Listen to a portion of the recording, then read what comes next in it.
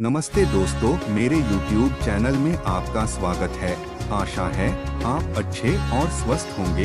यदि आप इस चैनल पर नए हैं तो कृपया इस चैनल को सब्सक्राइब करें। तो चलें, आज हम अनंत चतुर्दशी पर चर्चा करेंगे।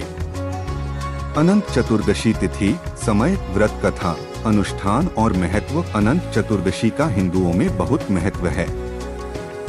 अनंत चतुर्दशी एक महत्वपूर्ण हिंदू त्योहार है जो भारत में, विशेष रूप से महाराष्ट्र और गोवा राज्यों में बड़े उत्साह और भक्ति के साथ मनाया जाता है। यह शुभ दिन भगवान विष्णु की पूजा के लिए समर्पित है। भगवान विष्णु को अनंत के नाम से भी जाना जाता है, जिसका अर्थ है असीम। हिंदू पौराणिक कथाओं के अनुसार यह माना जाता है कि भगवान विष्णु भगवान अनंत के रूप में नाग अनंत पर विश्राम करते हैं और क्षीर सागर, दूध सागर में अपनी नींद के दौरान नाग अनंत ने भगवान विष्णु की कहानी एक ब्राह्मण को सुनाना शुरू कर दिया। सुमंत बाद में भगवान विष्णु की कहानी को अनंत या शाश्वत नाम मिला। इस शुभ दिन पर लोग व्रत रखते हैं और बड़ी भक्ति और समर्पण के साथ भगवान अनंत की पूजा करते हैं। ऐसा माना जाता है कि जो लोग कालसर्प दोष से पीड़ित हैं, उन्हें सर्प अनंत और भगवान विष्णु की पूजा करनी चाहिए और इससे छुटकारा पाने के लिए उनका आशीर्वाद लेना चाहिए। अनंत चतुर्दशी कथा।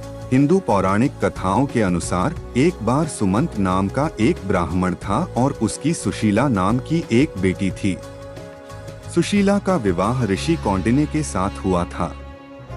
जब ऋषि कौंडिन्य सुशीला को अपने साथ अपने घर ले गए तो ऋषि नदी के किनारे शाम की प्रार्थना करने गए। इसी बीच सुशीला ने देखा कि बहुत सारी महिलाएं भी पूजा अर्चना कर रही थीं।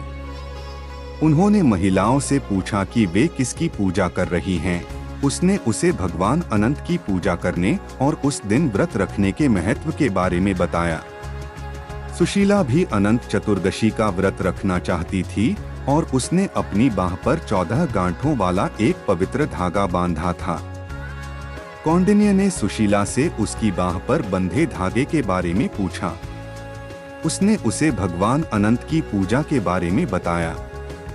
उसने क्रोधित होकर जनेऊ खींचकर अग्नि में डाल दिया। भगवान अनंत का अनादर करने के उसके कृत्य से उसे अपनी सारी संपत्ति खोने लगी। बाद में ऋषि को अपनी गलती का एहसास हुआ और उन्हें अपने किए पर पछतावा हुआ।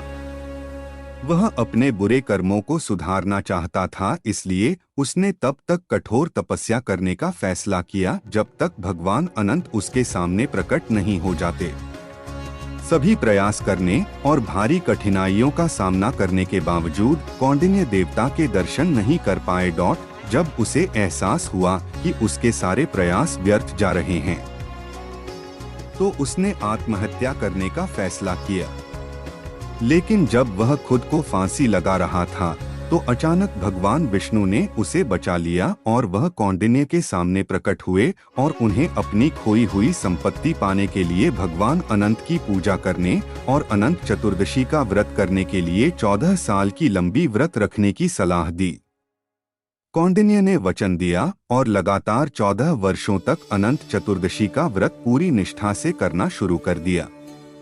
ऐसा माना जाता है कि जो भक्त अनंत चतुर्दशी के दिन व्रत रखते हैं और भगवान विष्णु की पूजा करते हैं, उन्हें मनचाही इच्छा पूरी होने का आशीर्वाद मिलता है। अनंत चतुर्दशी अनुष्ठान।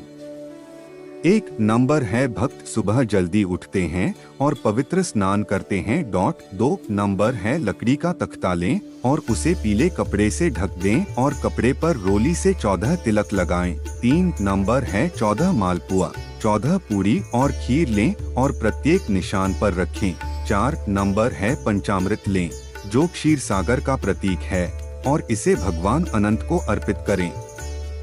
5 नंबर है एक पवित्र धागा जिसमें 14 गांठें होती हैं, जो भगवान अनंत का प्रतिनिधित्व करता है। उसे पंचामृत में 5 बार घुमाया जाता है। 6 नंबर है व्रत का संकल्प लें और जनेऊ को हल्दी कुमकुम से रंग लें। इस पवित्र धागे को अनंत सूत्र के नाम से जाना जाता है। इस धागे को बाह, पुरुषों की दाहिनी बाह और महिलाओं की बाईं बाह पर बांधें। इस धागे को 14 दिन तक रखें और फिर हटा दें। मंत्र 1 ओम नमो भगवते वासुदेवाय। 2 श्री कृष्ण गोविंद हरे मुरारी हे नाथ नारायण वासुदेवा।